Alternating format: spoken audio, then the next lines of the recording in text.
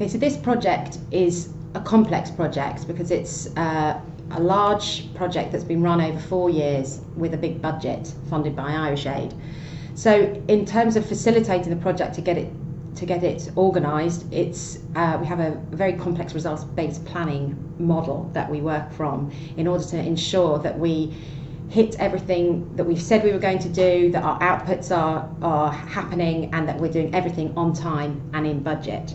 So the first thing is that we have to be very organised, and that the project coordinator, which is myself with the help of Miriam Ryan, we have to ensure that we're on top of everything at all times, otherwise we're not delivering for the Higher Education Authority and Irish Aid. There's a large financial implication in this project. The budget is large, and we have to dispense this budget to all of our partners at various times through the project. So in terms of facilitating the work that needs to be done as the project coordinator, I have to make sure that this money gets all over the world in a timely fashion, and that we get the right accounts back that can be submitted to our accounts department in UL, so that we're transparent and accountable throughout the whole process. The next thing that's important in facilitating the project is communication. So it's not possible really to do a project of this type without communicating at all levels all the time. So this communication often takes the form of obviously email communication and phone calls, but it's very easy for people to ignore emails. So I think the main benefits of this project is that we've met regularly throughout the course of the project as a team for steering committee meetings, for workshops, for knowledge exchange forums, and this is vital because it allows us all to come together as a team to work on moving the project forward and making sure that we're hitting all the targets that we said that we would at the start when we tendered for the project. We have 4 PhD students in the project, 2 in South Africa, 1 in Tanzania and 1 in Uganda. The first student in South Africa is working in the University of KwaZulu-Natal in the Civil Society Department.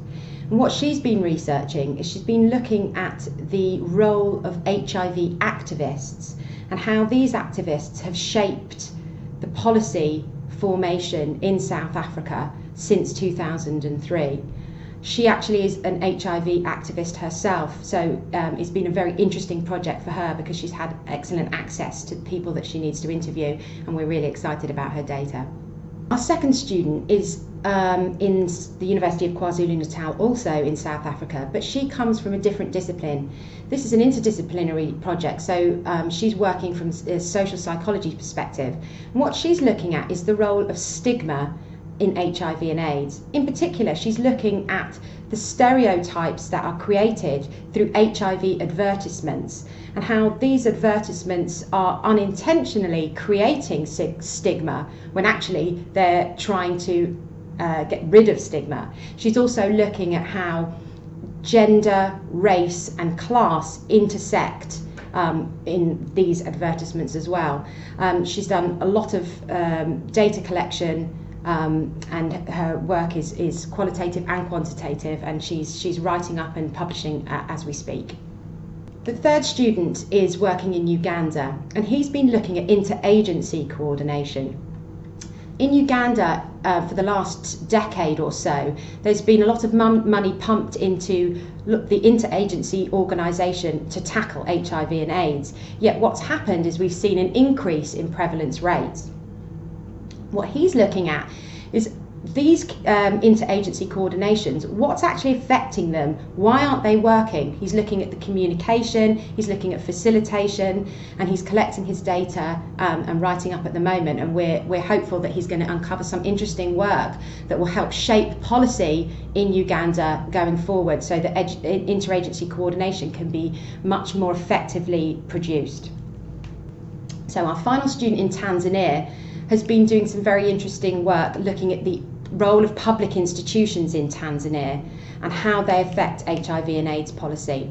What she's been looking at in particular is the role of locality, and she's found that there's a difference between urban areas and rural areas in the effectiveness of institutions in implementing their policy and tackling HIV and AIDS.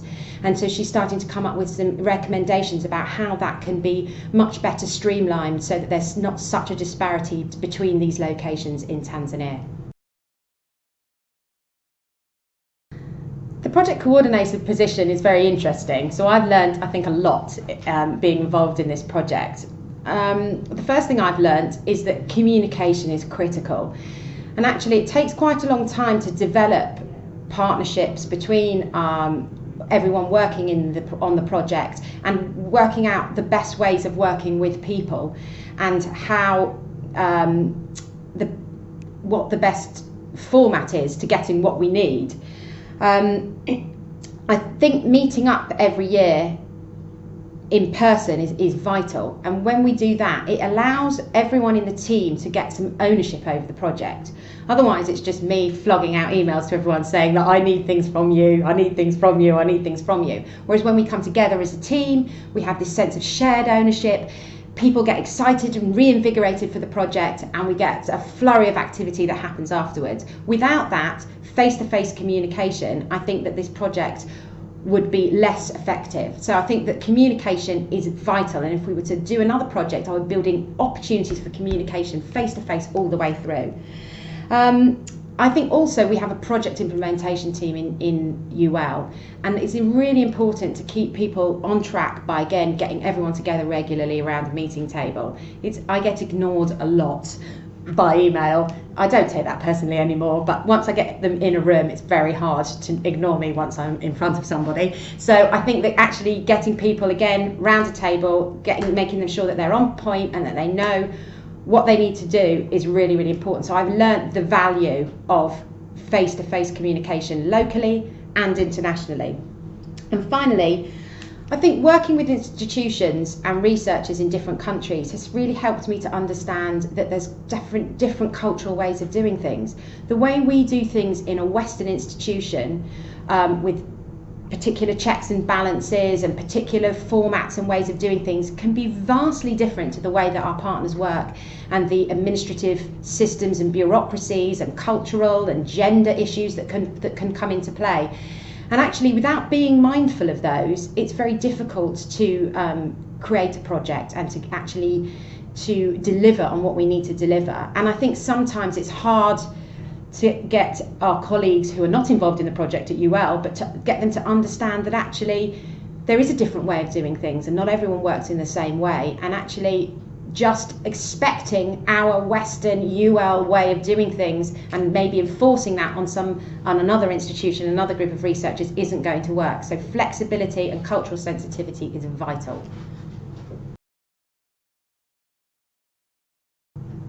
This partnership is quite novel in UL. Whilst there's been lots of collaborative work of working with other institutions in Europe and North America, there hasn't been that many projects that has worked with so many African partners in different countries. So this partnership process has been a learning curve for everyone involved. And myself and colleagues in the project felt that it was very important that we maybe try and capture the information on the partnership process. What does everybody think about the partnership? Have we done anything that has helped or hindered the partnership? So what we've decided to do is employ an external consultant who's going to interview everybody involved in the partnership to get their experiences of what they felt like it was in the partnership. Did they feel that perhaps it was very top-down coming from UL, or did they actually feel that they were part of this process all the time? We don't really know that. So that's what we're trying to uncover. So the partnership process will look at, the partnership research will look at what's enabled and what's hindered the process, with a view to creating a set of best practice guidelines for partnership projects in higher education. And hopefully this will be something new that we can share with other colleagues, we can share with Irish Aid and the Higher Education Authority, and if we were to do a similar project in the future, we can build it in, these guidelines into our initial application documents.